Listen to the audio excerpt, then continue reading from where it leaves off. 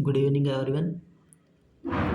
आज की हमारी जो वीडियो रहने वाली है वो CITS फाइनल एग्ज़ाम के जो क्वेश्चन है उसके लिए रहने वाली है, जिससे हम अपने फाइनल एग्ज़ाम में महत्वपूर्ण क्वेश्चन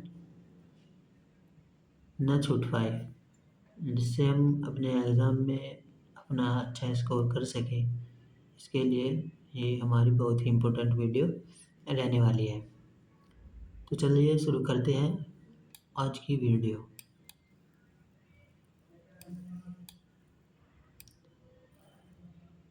आज की वीडियो का पहला क्वेश्चन है हमारा, the interest of any individual is based on the interest of group and the around him. यानी किसी भी व्यक्ति का हित समूह के हित और उसके आसपास पर निर्धारित करता है। जो किसी भी व्यक्ति का हित समूह और उसके आसपास पर निर्धारित करता है, जो उसका हित समूह होता है वो उसके इन्वायरमेंट यानी उसके पर्यावरण, उसके चारों तरफ के जो पर्यावरण है उस पर निर्भर करता है। नेक्स्ट क्वेश्चन है हमारा, बेसिक एलिमेंट ऑफ स्किल के जो बेसिक एलिमेंट है वो कौन कौन से है।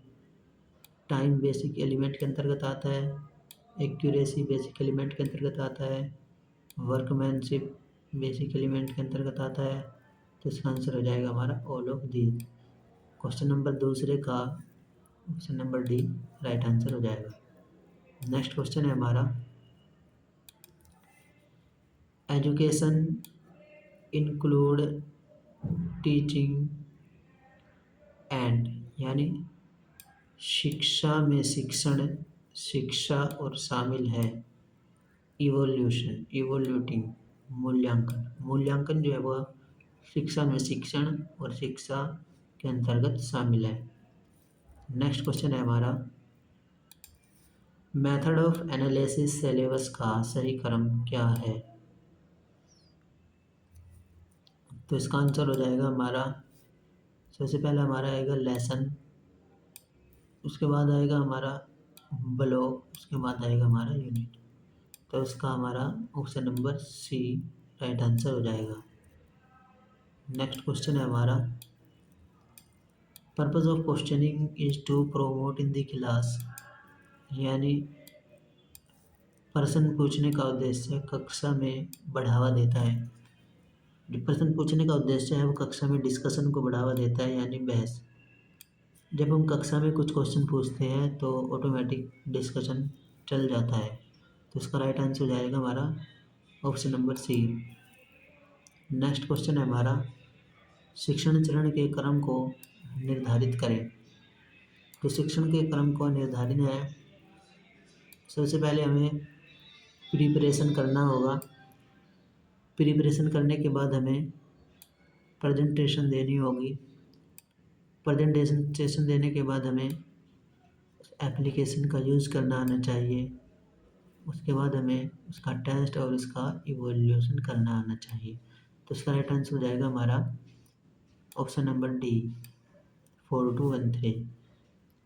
नेक्स्ट क्वेश्चन है हमारा, incidental learning is also known as unwilling learning. Here learning take place by dash and imitation. आंशिक सीखने को भी अनैच्छिक सीखने के रूप में जाना जाता है। यहाँ सीखना डैश और अनुकरण द्वारा होता है, यानी ऑब्जर्वेशन अन्वेषण करना। आंशिक सीखने को भी अनैच्छिक सीखने के रूप में जाना जाता है। यहाँ सीखना ऑब्जर्वेशन अन्वेषण करना और अनुकरण द्वारा होता है। क्वेश्चन नंबर 7 का option number A right answer हो जाएगा। नेक्स्ट क्वेश्चन है हमारा, लेसन प्लान की हेडिंग का क्रम सुनिश्चित करें। जो लेसन प्लान की हमारी हेडिंग होती है उसमें हम सबसे पहले टाइटल डालेंगे, क्या हमारा टाइटल है। फिर हम उसके ऑब्जेक्टिव डालेंगे, क्या हम इस टॉपिक के अंतर्गत कवर करने वाले हैं। फिर हम उसके टीचिंग एड्स के बारे में जानेंगे कि हमारे टीचिंग एड्स क्या है। फिर हम इसका रिव्यू लेंगे कि हमने कैसे पढ़ाया। फिर हम इसका लिंक मिलेगा और बाद में हम जो हमारा फीडबैक आएगा उससे हमें मोटिवेशन मिलेगा। तो इसका राइट आंसर हो जाएगा हमारा ऑप्शन नंबर बी 21435।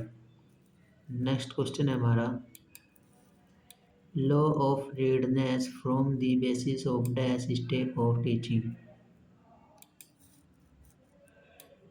पढ़ने का नियम डैश पढ़ने के स्टेप के आधार का निर्माण करता है। यानी जो हमारी प्रिपरेशन यानी तैयारी है, जब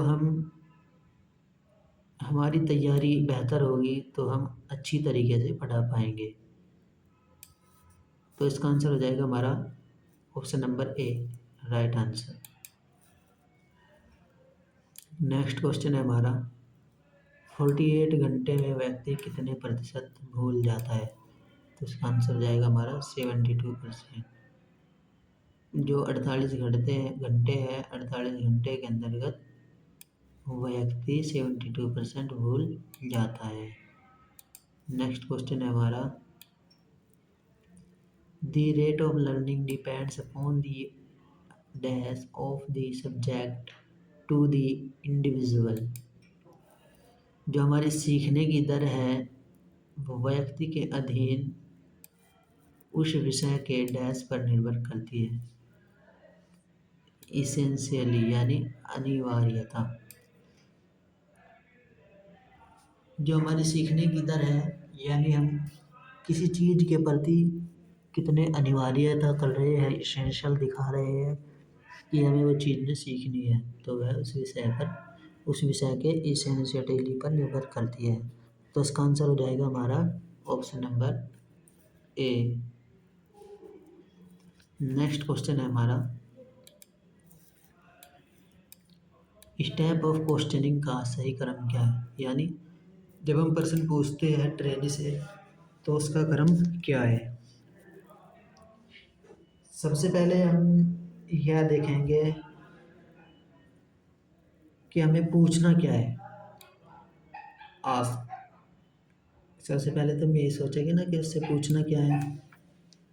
उसके बाद हम पॉज रुकेंगे, पूछ कर रुकेंगे। ऐसा तो है नहीं इससे पूछ लेंगे तो कह देंगे जवाब दो आप। सबसे पहले हम पूछेंगे, फिर थोड़ा रुकेंगे, उसके बाद हम उससे कहेंगे कि आप बताओ, कॉल करो। उसके बाद लिसन यानी सुनेंगे। उसके बाद हम रिस्पॉन्ड करेंगे और इसके बाद हम रिपीट करेंगे जो हमने बताया है। तो ये हमारा होता है स्टेप ऑफ क्वेश्चनिंग यानी क्वेश्चन पूछने का सही क्रम। तो इसका आंसर हो जाएगा हमारा option number C 1 3 2 5 4 6। Next question है हमारा motivation is the creation of thrust for dash in the learner. प्रेरणा सीखने में डैश के लिए इच्छा का सृजन करता है। जो हमारी लर्निंग है मतलब सीखना है, प्रेरणा सीखना के लिए इच्छा का सृजन करता है। इसका आंसर हो जाएगा हमारा option number B. Next question है हमारा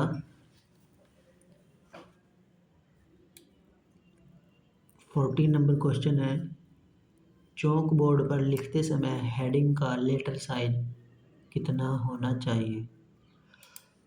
जो चौक बोर्ड होता है उस पर जो हम सबसे पहले ऊपर हेडिंग लिखते हैं कोई पढ़ाने से पहले, तो उसका लेटर साइज कितना होना चाहिए। जो उसका लेटर साइज है वो 50 से 60 mm के बीच का होना चाहिए। इसका आंसर हो जाएगा हमारा option number A. Next question है हमारा 15वां नंबर क्वेश्चन है चौक बोर्ड पर लिखते समय सब हेडिंग का लेटर साइज कितना होना चाहिए। यानी टॉपिक के बाद जो हम सब हेडिंग डालते हैं उसका साइज कितना होना चाहिए। तो उसका साइज होता है हमारा 35 से 45 मिलीमीटर के बीच का। तो इसका आंसर हो जाएगा हमारा option number B. Next question है हमारा टीचिंग शेड्यूल में वाई किससे संबंधित है। जो टीचिंग शेड्यूल है हमारा वो हमारा नीड एनालिसिस के अंतर्गत आता है। तो इसका आंसर हो जाएगा हमारा option number a need analysis. Next question है हमारा, ब्लैक बोर्ड पर लिखते समय नॉर्मल कंटेंट का लेटर साइज कितना होना चाहिए। जब हम ब्लैक बोर्ड पर लिखते हैं सबसे पहले हेडिंग लिखते हैं, हेडिंग के बाद हम सब हेडिंग लिखते हैं, सब हेडिंग के बाद जब हम नॉर्मल कंटेंट पर आते हैं तो उसका लेटर साइज कितना होना चाहिए। तो उसका लेटर साइज हमारा 30 से 40 मिलीमीटर के बीच का होना चाहिए। तो इसका आंसर होगा हमारा option number C. Next question है हमारा, step of learning the skill is. तो इसका देखेंगे हम जो इस लर्निंग के स्टेप है वो कैसे होंगे। सबसे पहले हम ऑब्जर्व करेंगे यानी ऑब्जर्वेशन करेंगे, फिर हम पार्टिसिपेट करेंगे उसके अंदर, पार्टिसिपेट करने के बाद लिमिटेशन देखेंगे उसकी क्या लिमिटेशन है, फिर हम उसको रिपीट करेंगे यानी रिपीटिशन। इसका आंसर हो जाएगा हमारा option number A 2 1 3 4। Next question है हमारा 19वां नंबर क्वेश्चन है, 7 दिनों में व्यक्ति कितने प्रतिशत भूल जाता है। जो ये 1 वीक होता है उसके अंतर्गत व्यक्ति हमारा 75% भूल जाता है। नेक्स्ट क्वेश्चन है हमारा 20वां क्वेश्चन, एलिमेंट ऑफ स्किल नहीं है। जो एलिमेंट ऑफ स्किल है वो एबिलिटी है, एक्यूरेसी है और पंक्चुअलिटी है, ये एलिमेंट ऑफ स्किल के अंतर्गत आते हैं। लेकिन जो होनेस्टी है वो एलिमेंट ऑफ स्किल के अंतर्गत नहीं आता है। नेक्स्ट क्वेश्चन है हमारा 21 क्वेश्चन देख लेते हैं, निम्नलिखित में से किसी कंप्यूटर सिस्टम, नेटवर्क या उनसे जुड़ी जानकारी को चुराने, जासूसी करने, क्षति पहुंचाने, नष्ट करने के प्रयास के रूप में परिभाषित किया गया है। तो इसका आंसर हो जाएगा हमारा साइबर अटैक यानी साइबर हमला। तो इसका आंसर हो जाएगा हमारा option number A is correct answer. Next question है हमारा, कार्यकारी निर्णय के लिए जाते हैं। जो कार्यकारिणी निर्णय होते हैं वे कैसे लिए जाते हैं, निम्न स्तरीय और मध्यम स्तरीय प्रबंधन के द्वारा कार्यकारी निर्णय लिए जाते हैं। नेक्स्ट क्वेश्चन है हमारा, व्यवहार के सामाजिक दायित्व से क्या तात्पर्य है। जो व्यवहार का सामाजिक दायित्व है उसके क्या तात्पर्य होते हैं। जो व्यवसाय है उसके सामाजिक दायित्व क्या होते हैं। जो व्यवसाय का सामाजिक दायित्व है उससे हमें देखना चाहिए कि पर्यावरण संरक्षण हो रहा है या नहीं हो रहा है। तो इसका आंसर हो जाएगा हमारा ऑप्शन नंबर सी, पर्यावरण संरक्षण। नेक्स्ट क्वेश्चन है हमारा, कंप्यूटर सुरक्षा के जनक कौन है। कंप्यूटर सुरक्षा के जनक जो है हमारे अगस्त किरचॉफ जो है जो हमारे कंप्यूटर सुरक्षा के जनक माने जाते हैं। तो इसका आंसर हो जाएगा हमारा ऑप्शन नंबर ए।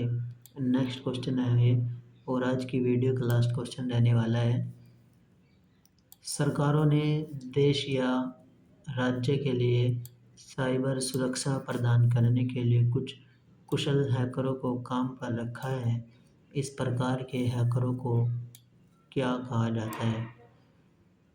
जो सरकार के लिए हैकिंग करते हैं वो कौन से हैकर कहलाते हैं।